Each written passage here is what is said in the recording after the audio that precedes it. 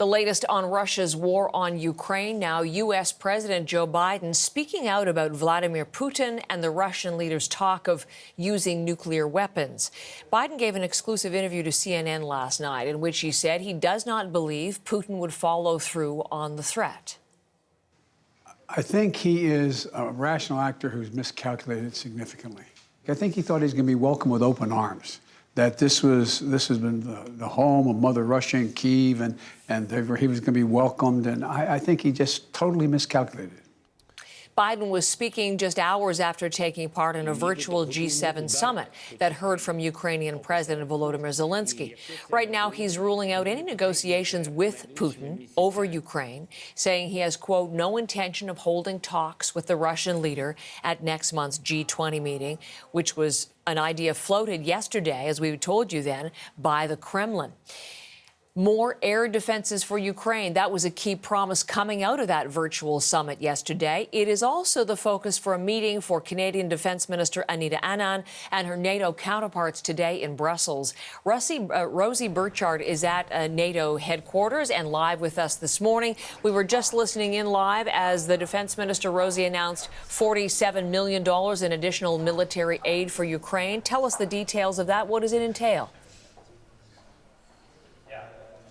Yes, some breaking news out of Brussels. Minister Anand walked over in this room where I'm standing and addressed the press and announced, as you said, $47 million worth of new military aid for Ukraine. She says that's responding specifically to requests made by the Ukrainian government. Now, let me break some of this down for you. This includes substantial amounts of what's called here in NATO non-lethal equipment, specifically winter clothing for Ukrainian troops, including jackets, pants, boots. And the minister said specifically this is an area where Canada has significant expertise. She said this is something which the Ukrainian government has asked Canada for, and they are now following up with a response. So Canadian companies manufacturing these winter equipments, winter gear, will be offering clothing essentially to Ukrainian troops as this winter approaches. Take a listen to what Minister Anand had to say.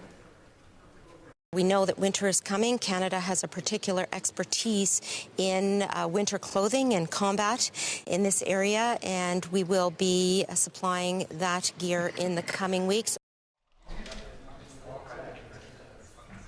Now, that's not all. There's also $15 million worth of Canadian Armed Forces inventory. That's, for example, artillery round and fuses, and another $15 million worth of specialised drone cameras, $2 million in addition to that, when it comes to satellite communication support and infrastructure for the Ukrainian government and non-governmental partners. And obviously, that's quite important given the critical attacks we've seen on critical infrastructure in Ukraine over the last few days. All of this really does come at quite a critical stage in this conflict, as we've seen those Russian missiles raining down over Ukrainian cities in the last few days. And just before Minister Anand spoke, there was several ministers really here saying that they believe that these attacks from Russia are simply a sign that Vladimir Putin is in fact struggling. How are NATO allies, Rosie, expected to respond to this call from Ukraine for more air defense? This was a call made by President Zelensky during his virtual talks with G7 leaders. He said that if Ukraine had enough modern air defense systems, that it would be able to basically cut out these Russian missile strikes. Now, Ukraine's defense minister, Alexei Reznikov, is here in this building. He will essentially bring a weapons wish list to ministers, including Minister Anand. On top of that wish list is air defense systems. Now, he seems to have the ear and the support of NATO chief Jens Stoltenberg. Here is what Jens Stoltenberg had to say just an hour or two ago.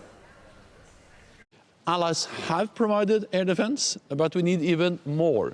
We need different types of air defense, short range, long range air defense systems to take ballistic missiles, cruise missiles, drones, different systems for different tasks. And then, of course, Ukraine is a big country, many cities, so we need to scale up.